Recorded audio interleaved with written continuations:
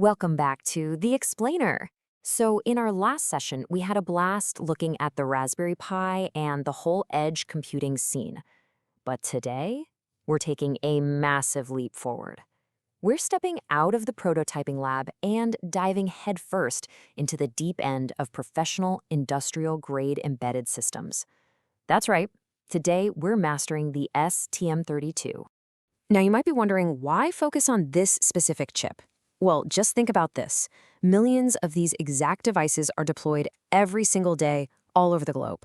We're talking medical gear in hospitals, heavy-duty factory automation, even the electronics humming away inside your car right now. STM32 is absolutely the undisputed industry standard. It's basically the silent engine running our modern world. Okay, let's dive into this. Here is our roadmap for today's explainer. First, beyond the Arduino. Second, the STM32 ecosystem. Third, inside the microcontroller. Fourth, the developer toolkit. And finally, powering the real world. We've got a lot to cover, so let's get right into it. Part 1. Beyond the Arduino, the professional upgrade. Look, Arduino is a fantastic, absolutely top-tier learning platform. It's introduced so many of us to electronics. But let's be real. When you're building a commercial product, you're going to hit a ceiling pretty quickly. Real commercial products demand way higher performance. They need aggressive power efficiency to save battery life, super advanced peripherals, and rock-solid industrial reliability. And that's where the data points us straight to STM32. It gives you the exact flexibility and raw horsepower you need to actually take a real product to market. It's the professional upgrade you literally have to make. Moving on to Section 2, the STM32 ecosystem, a chip for every challenge. So the thing to understand is that STM32 isn't just one single chip. It's this massive, incredibly scalable ecosystem of literally hundreds of devices. And it's fascinating how the documentation categorizes this huge family. You've got the F series, which is kind of your foundation. It gives you a great balance of performance and price for general industrial stuff. Then there's the L series. That L stands for low power, and it is meticulously optimized for things like wearables or battery-powered IoT gadgets.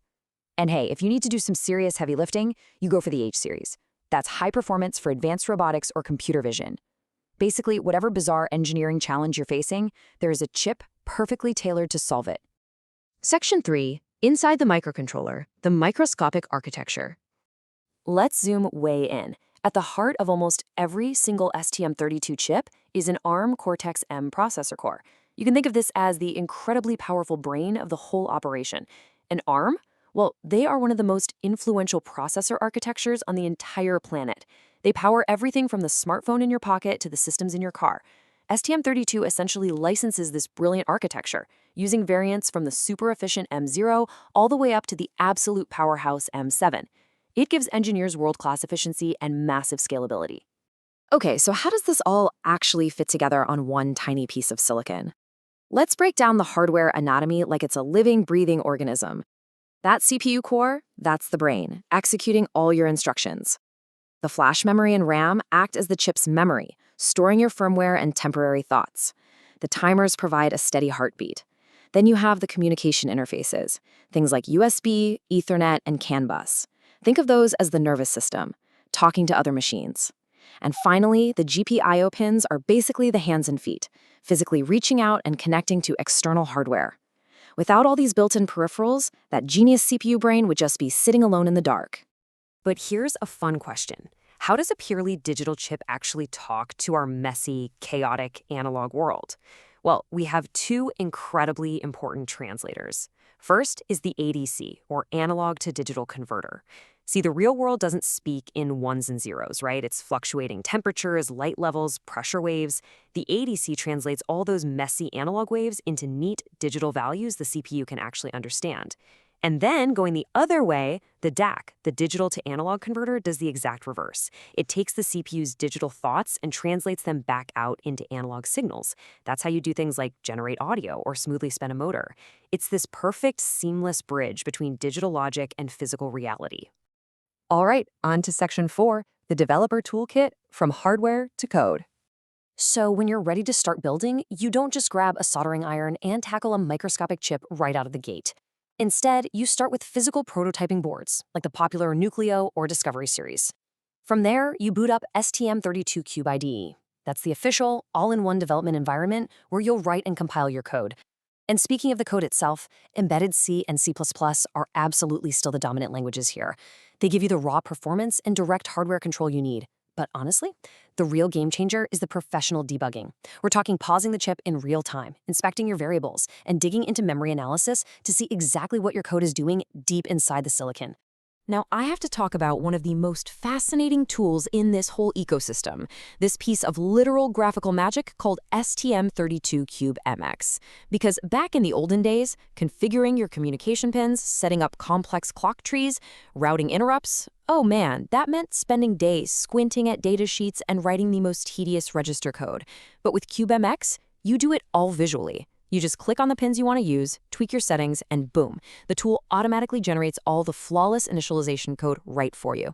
It drastically speeds up development and completely eliminates so many of those frustrating, hair-pulling human errors. Of course, stepping up to the big leagues comes with some growing pains. There are a few really common beginner mistakes we need to watch out for. Number one is definitely treating STM32 like it's just a bigger Arduino. It's not. You really need a mindset shift to manage its complexity. Number two, ignoring the extensive documentation. Trust me, those datasheets are your absolute best friends. Number three is skipping over those professional debugging tools we just talked about and trying to survive on simple print statements. Don't do it. And lastly, focusing entirely on writing C code while completely ignoring how the underlying hardware actually works. To master this platform, you've got to be just as much of a hardware detective as you are a software developer. Which brings us to Section 5, powering the real-world, high-stakes applications. We are talking about real, high-stakes, boss-level applications here. Smart electricity meters measuring power on your house. Drone flight controllers that need blazing-fast sensor fusion to stay in the air. Massive factory automation PLCs. And even life-saving medical monitors in hospitals. Engineers pick STM32 for this stuff because of its absolute real-time predictability. You know exactly what it's going to do and when.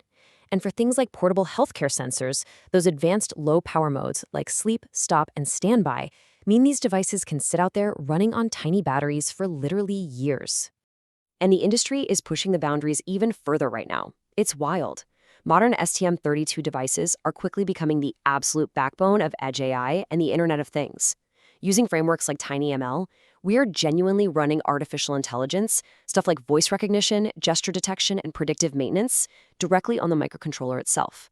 We're giving these tiny chips the ability to think and make complex decisions right at the edge without ever having to bounce data up to a cloud server.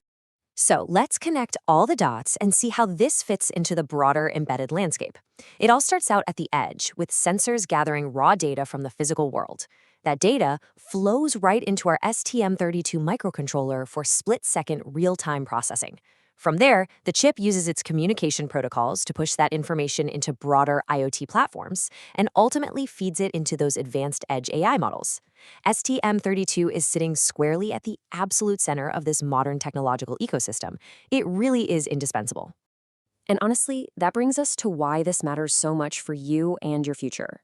The career horizons for an engineer who masters STM32 are practically limitless. We're talking automotive engineering, aerospace, cutting-edge robotics, industrial automation, medical tech, you name it. All these industries are desperately hunting for people who can move past the beginner boards and confidently program professional silicon. Adding this to your toolkit makes you unbelievably valuable in today's job market. Well, we've covered a ton today, from the microscopic hardware to the software tools and those incredible real-world applications.